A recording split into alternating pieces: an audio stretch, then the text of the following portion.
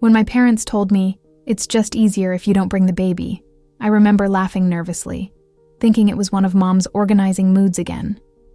She gets overwhelmed easily, especially around holidays. But the tone this time was different, sharp, deliberate, like she'd rehearsed it. I said, "It's just dinner, Mom. He'll nap in his carrier." She replied too quickly, No, it's not that kind of evening." That kind of evening. The phrase stuck with me all week. My husband Daniel tried to brush it off. "Your mom's probably just tired," he said, bouncing our 6-month-old Leo on his knee. "Maybe she doesn't want the stress of a baby crying while her friends are over." But it wasn't that simple. My mom loved showing off her perfect family. Every holiday, she'd coordinate matching sweaters, brag about her daughter's degrees, even post about her famous recipes that none of us had actually seen her cook. So her suddenly not wanting Leo around? It didn't fit. Still, I decided not to argue. We'd show up anyway, quietly, politely, just to see what this evening really was. When we arrived, the driveway was full. Cars I didn't recognize. Laughter spilling from the house. I looked at Daniel, and we exchanged that look every couple gives when they know something's off but aren't sure how bad it'll get. As soon as we stepped inside, Mom froze, literally froze mid-sentence. The guests, her church friends, turned to look at us like we'd crashed a private wedding. "Oh," Mom said, voice tight. "You came." Before I could answer, Leo let out a soft giggle. That sound, usually enough to melt her, only made her jaw clench. "Where's Dad?" I asked. "In the den," she said flatly, like she was reading from a script. I followed the smell of cinnamon and turkey past a wall of people pretending not to stare, and that's when I saw it, in the corner of the living room. Leo's crib, my son's crib, the one from my old bedroom, the one she'd begged me to store at her place because she said, "You'll need it for naps when you visit." Only it wasn't sitting quietly in a corner. It was decorated. A soft white blanket folded perfectly, a little stuffed elephant I didn't recognize, and a hand-painted sign above it that said "Baby's Room. Welcome, Noah." Noah. I blinked. My stomach dropped. One of Mom's friends, a woman I'd never met, walked over smiling. "Oh, you must be the aunt. Isn't this crib adorable? We were just saying how lucky your mom is to be getting another grandbaby so soon." My throat went dry. "Another..." Before I could finish, Mom appeared behind her, voice rising. "All right, let's eat." She ushered people toward the dining room, avoiding my eyes entirely. Daniel whispered, "What the hell is going on?" I couldn't even answer. That night at dinner, my mother smiled like nothing had happened. She talked about her exciting new role, helping her friend's daughter with her baby. The same friend who'd just had a newborn, apparently staying with Mom for a few months until she gets back on her feet. Everyone cooed and nodded and congratulated her. No one noticed that I wasn't eating. No one noticed the way my hands shook under the table. When we left, Daniel said softly, "You okay?" I didn't respond, because all I could think about were those photos, the ones her friends were already posting online, tagging her with captions like "Grandma Judy's new nursery." And such a cozy setup. And there, in the background of one photo, clear as day, Leo's old mobile, hanging above that crib. My son's things, used to decorate someone else's nursery. By the time we got home, I was shaking with rage. I opened my phone, opened Facebook, and saw it all. Dozens of comments, likes, shares. People congratulating her on helping raise another grandchild. I didn't comment. I didn't text. I just started planning. Because if she wanted to pretend my baby didn't belong, if she wanted to erase me from her picture-perfect world, she was about to find out what it feels like when her world cracks in half.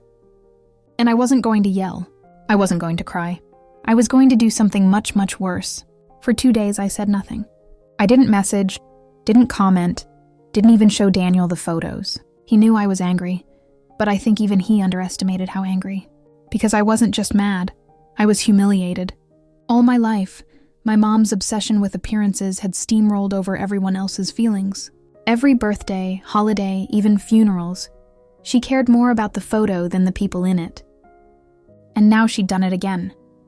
Only this time, she'd crossed a line no mother should. She'd used my child to make herself look good.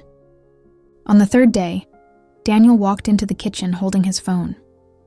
"You need to see this," It was another Facebook post, this time a short video. My mother's friend was giving a little tour of Mom's house. "This is the nursery," she said brightly. "Judy's so generous. She gave us everything.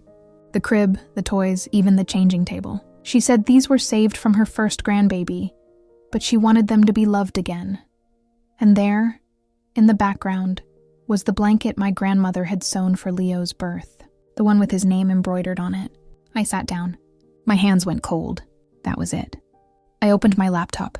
Logged into my cloud photo storage, I had hundreds of photos, from my pregnancy, from Leo's first months, and in every one of them, those same items appeared. The blanket, the crib, the mobile, all proof that they'd belonged to my child. Daniel watched quietly as I started gathering screenshots, links, dates. He finally said, "You're not going to post anything, are you?" I looked at him. "No, I'm going to tell the truth." He sighed, knowing exactly what that meant. Because the one thing my mother couldn't survive was exposure. That weekend, we were supposed to go to my cousin's baby shower, hosted at Mom's house, of course. I told Daniel we'd go, but not to celebrate. When we arrived, everything was as fake and flawless as usual. The backyard was covered in pastel balloons, tiny cupcakes arranged in perfect rows. My mom was glowing. Performing, really. In front of her guests. She saw me and stiffened for a split second, then plastered on a smile. "Oh, you made it."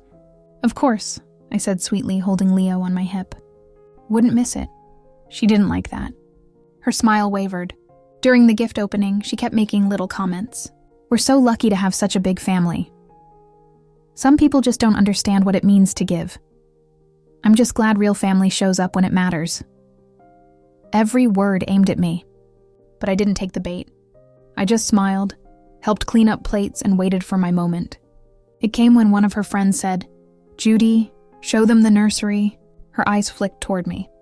I could see the hesitation. She knew I'd seen the posts. But she couldn't say no, not without looking odd. So she led the group down the hall. I followed, quiet as a shadow. When she opened the door, the women gasped and cooed. "It's beautiful. Oh, Judy, you really outdid yourself." And yes, it was beautiful. If I hadn't known the truth, I might have been impressed. But all I saw were stolen memories. I reached into my bag and pulled out a framed photo. Leo's newborn picture, the same one that had once sat on my nightstand. I'd taken it down that morning. Without a word, I placed it gently on the crib's edge. Mom's face went pale. "What are you doing?" she hissed under her breath. "Returning what's mine," I whispered back. Before she could react, I stepped back, took out my phone, and quietly snapped a picture of the room. The crib, the blanket, the mobile, the photo. Her friends looked confused. "Everything okay?" one of them asked. Mom laughed nervously. "Of course, just family stuff."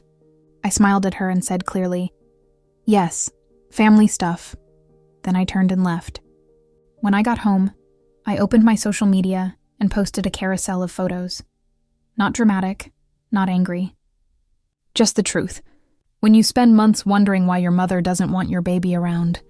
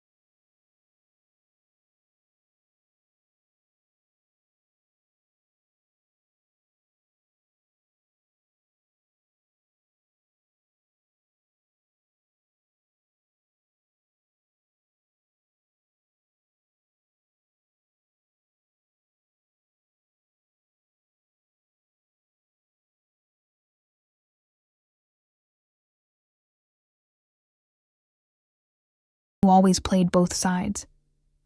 The caption read, "Some people just love drama. Imagine humiliating your own mother for clout." Attached was a blurred screenshot of my original post. Daniel saw it before I did. "They're baiting you," he said quietly. "Don't give them what they want." But it wasn't about them anymore. It was about Leo. Because if they thought they could shame me into silence after using my son as a prop, they were wrong. So I wrote one final post. Not angry, not defensive, just clear. You can call it drama if it helps you sleep at night. But when someone lies about your child, that's not drama. That's disrespect. I won't protect people who don't protect us. Then I logged off. For good. The next few weeks were strange, peaceful almost. I hadn't realized how much space the constant chaos of my family had taken up until it was gone. Leo was happier too. Daniel noticed it before I did. How he was speaking more, laughing more, sleeping better. "Maybe it's the quiet," he said. "Maybe he can finally feel safe." But the universe wasn't done with me yet. 3 weeks later, Grandma called. Now, my grandmother was the only one in that entire family who'd ever truly had my back. When she called, I answered. "Sweetheart," she said, her voice soft but serious. "I need to tell you something." Apparently, Mom had shown up at her house crying, saying I'd stolen her reputation and that she was being bullied online. Grandma said she'd listened quietly for a few minutes before saying, "You're not being bullied, Judy. You're being found out." Mom didn't take that well. She'd stormed out, muttering something about fixing it. I didn't know what that meant until the next morning, when I got an email from the local parenting Facebook group. Someone, under a fake name, had reported me for publicly shaming family members and spreading misinformation. It was her. I could tell by the writing. I laughed. It wasn't even funny, just absurd. The idea that she could still twist things, still try to win a game no one was playing anymore. Daniel asked, "You're not going to engage, right?" "No," I said, "but I'm not hiding either." That night, I took down every post about her. Not because I regretted them, but because they'd done their job. The truth was out. There was nothing left to prove. Then, for the first time in years, I opened a blank post window and wrote something just for me. Sometimes peace doesn't come from making things right. It comes from letting go of what keeps breaking. No names, no story, just that. And it felt good. A week later, Grandma invited us over for Sunday dinner. She said she wanted a small family gathering. When we got there, it was just her, my cousin Mia, and Uncle Rick. People who'd stayed quiet through all the drama but never once betrayed me. Halfway through dinner, Grandma pulled out a small gift box and slid it across the table. Inside was a faded photograph of me, my mom, and Grandma when I was little. On the back, written in Grandma's handwriting, "You can love people and still choose yourself." I felt tears sting my eyes. Then Grandma said quietly, "Your mother called me again this morning. She asked why you haven't come around. I told her you already did. She just didn't notice when you stopped calling her Mom." I didn't know whether to laugh or cry. But I did know this. For the first time in my adult life, I wasn't afraid of her anymore. And that, more than revenge, more than justice, was freedom. Later that night, after putting Leo to bed, I sat on the couch scrolling through old photos. All those fake smiles, posed holidays, forced family hugs, and in every one there was this same subtle ache behind my eyes, like I already knew it was all temporary. Daniel sat beside me. "What are you thinking?" I smiled softly. "That I don't miss them. Not even a little." He kissed the top of my head. "Then you're finally healing." I nodded. Maybe I was, because this wasn't about punishment anymore. It was about peace. But just as I started to believe the story was over, a text popped up on my phone. A known number. It said, "You'll regret what you did. No name." No context. But I didn't need one. I knew exactly whose words those were, and what I did next would finally end it, once and for all. That text sat on my screen for a long time. "You'll regret what you did." No punctuation, no name. Just that quiet, calculated warning, the kind my mom used to whisper when I was a kid, and she wanted to scare me into obedience. Daniel saw my face change the second I read it. "What's wrong?" I turned the screen toward him. He sighed. You think it's her? I know it is, I said. It's the same tone, like she owns regret. He placed his hand over mine. So what are you going to do? For the first time I didn't know, not because I was scared, but because I was done playing her games. Every reaction, every emotional spike, every ounce of guilt, that's what she thrived on. My silence terrified her. My calm was her punishment. So instead of replying, I screenshotted the message and filed a harassment report with my phone carrier. Then I blocked the number. No yelling, no tears, no closure talk, just a quiet clean end. And that's when something strange happened. She stopped being this towering figure in my mind.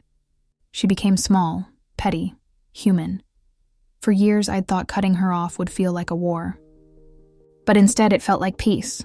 Over the next few weeks, life moved on in the most ordinary, beautiful ways. Leo started saying full sentences. Daniel got a promotion. We hosted our first real dinner party. Just a few friends, laughter echoing off the walls of our small, cozy home. And in the middle of it all, I realized something. This was family. Not the kind that shares blood, but the kind that shows up, listens, and loves without conditions. Still, a part of me kept waiting for the other shoe to drop. And then it did. In the middle of January, I got a message from Grandma again. She's sick, she said. She's been asking for you. The words hit me like a cold wave. I hadn't spoken to my mom in almost 6 months, and now suddenly she wanted me there? Daniel saw the conflict in my face. You don't owe her anything, he said gently. I know, I said, but I owe myself peace. So I went. Grandma's house smelled the same. Lavender candles and lemon cleaner. My mom was lying on the couch, wrapped in a blanket, looking smaller than I'd ever seen her. When she saw me, her eyes filled with tears. You came, she whispered. I nodded. You asked for me. For a long time, neither of us spoke. The air between us was thick with everything we'd never said. All the apologies that would never come. All the wounds that had scabbed over without healing. Finally, she said, You embarrassed me. You made me look like a bad mother. I almost laughed. Of course that's what she'd start with. Not sorry. Not I miss you. Just image. But instead of arguing, I said quietly, You did that on your own. She blinked, surprised by how calm I sounded.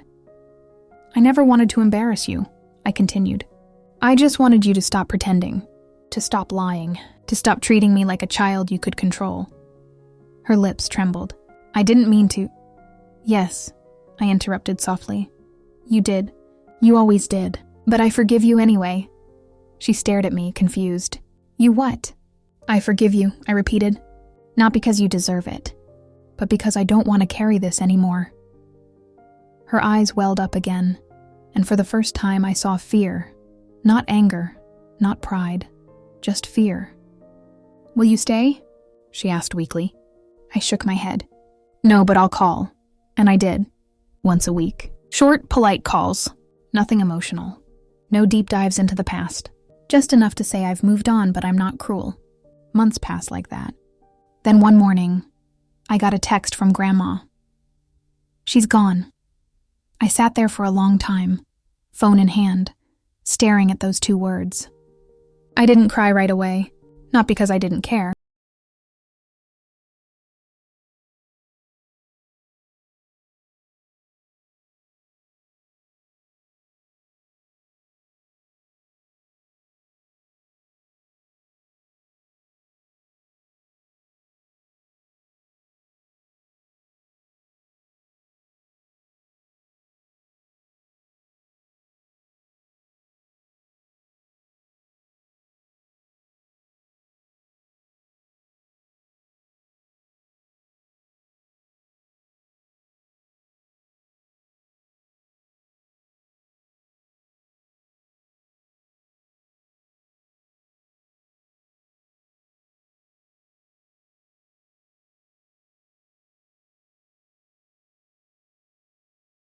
Into. A few weeks later, I got a letter in the mail, handwritten. The envelope had my name in shaky handwriting, my mother's. Inside was a single sheet of paper. I didn't know how to love you without trying to own you. I'm sorry, be better than me. It wasn't enough, but it was something. I folded it carefully and placed it inside a photo album, right next to the picture Grandma had given me, the one that said, "You can love people and still choose yourself." Because that was the lesson I wanted Leo to grow up with. Family isn't who raised you, it's who respects you. And as I looked at my son sleeping that night, I made a quiet promise. He will never have to earn love the way I did. He will never mistake fear for family, and he will always know that sometimes walking away is the most loving thing you can do. I kissed his forehead, turned off the light, and whispered, "Good night, baby." We're finally home,